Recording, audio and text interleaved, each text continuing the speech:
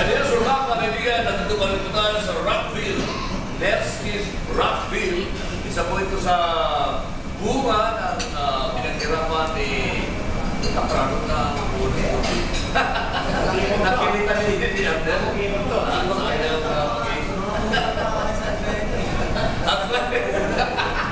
At by the way, nakita niyo sa background ng mga kasama natin sa audience here today. Ito na rin yung Christmas party natin. Dito sa Meet the Press. At kung makikita nyo, yung mga kasama natin sa MBN4, inimbitahan na natin dito para naman ay paano magkaroon tayo ng posting kapag diriwang para sa araw ng Pasko. Alright. So, expect. Speaking of Pasko. Sa Vice President, ano sabihin mo? Napuso na sa okay kami mga siya. Kasi nakakita kanina yung nanay. Yes. So, ngayon, Pasko. Ano mo ang Pasko mo before? Lalo. Ano yung nanginis mo sa nanay mo mga araw? Magkakanda. Magkaya na tinubuhan na natin. Sa kanya po nag-pick up rin. So, siya rin nag-grow sa akin. At the age of 6, hindi gusto maglaro ako. Bakit hindi naglalaro? Talagang minigilan ako. Minigilan ako sa basket. Kaya naman pala masarap ako. Actually, yung mother ko, talagang yung family nila galing sa Bisaya. Migrating sila sa Guapo. Kaya, yun nga, 6 years old na naman. Tinuturuan na niya ako kung magbantay ng sinahin. Kaya talagang very young age.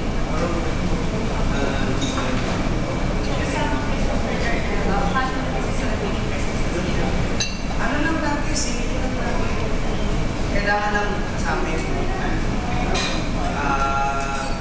mula nung nandito yung wife ko ng sa 2003. Ano eh, ay sa point na pag every Christmas, yung mga pamilya. Ilan ang miss ko?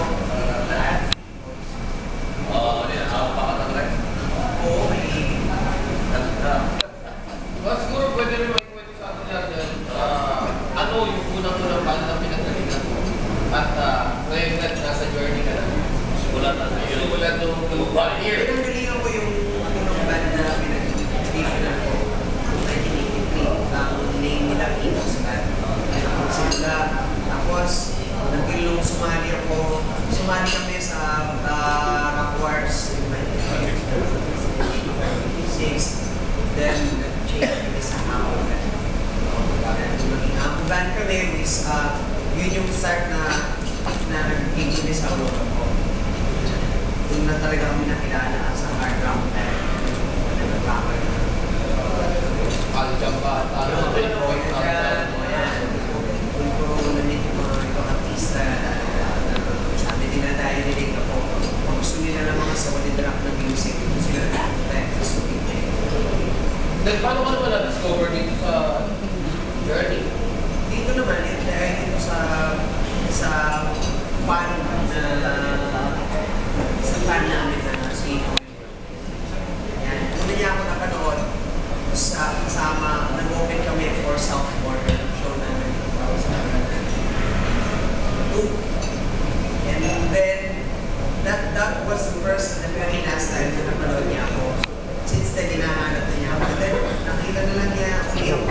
Then, balik kami sa Olonga po, kasama ko yung mga nag-form kami as Zoom. I think that was 2006. Yun. Doon na-upload sa Doon na niya uli ako nakakita. Yung mga gig namin during that time, yun yung in-upload niya sa Okay.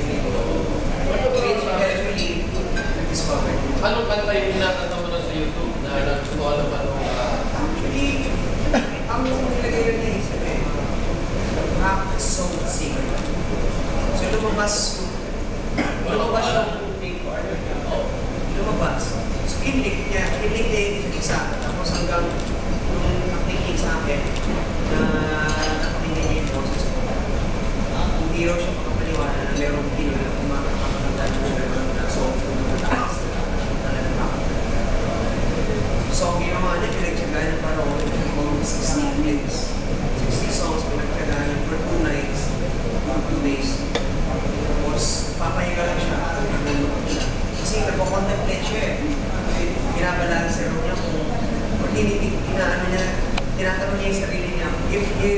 wants this guy to be part of Dahil di na hero yun. Oo, kasi nga, syempre, Pinoy.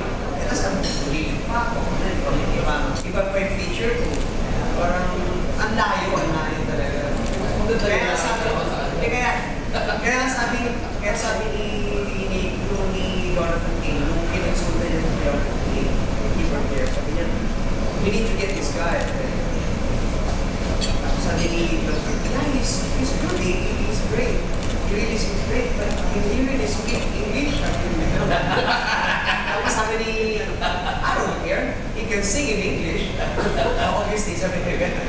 So, yeah. Nasunod ko rin yung ni Sean na, sige po, inubutan mo. Tingnan natin, ibigyan. So, pinadala nyo ng email si Onyx was, I took it as a spam or scam na letter. Sabi ko, kailangan na lang ito. Wala na yan. Baka may credit card number ko sa akin. Pero, ito kung si Noel, so binili niya ako, mga alas 9 na ay, nang umaga, magigising ako.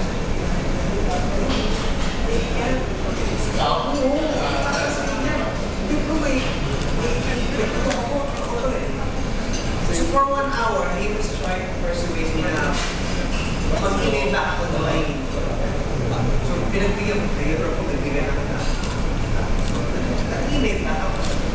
So here's my number. Well, binigay yung number ko binigay yung number ko, sabi ko, iyan niya ako sa Yahoo para mag-camp kami, hindi camp.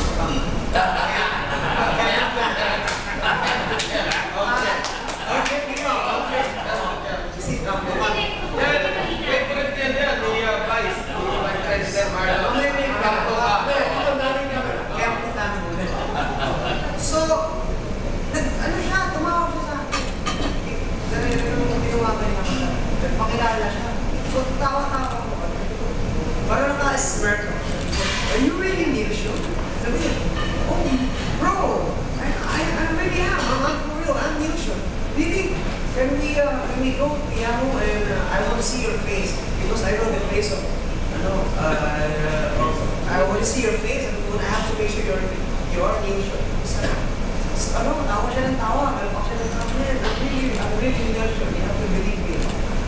Oh, okay, so when they want me to be in San Francisco,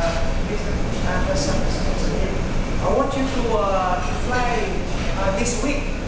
This week? Man, I'm telling you the truth right now. I have to wait just for the visa alone for 2 months. You know, if I'm lucky, I'll get there by 6 months. No effing way, you know, we need you now because we have to go on tour. So we go na, it's bad this week. You know, it's different here in the Philippines. Sabi ko ganyan kasi kami mga Pinoy, it's sad to say, but kami yung class ng, kami yung citizen na hindi agad nakakuha ng mabilisan na unlike ang Japanese, wala na, gano'n,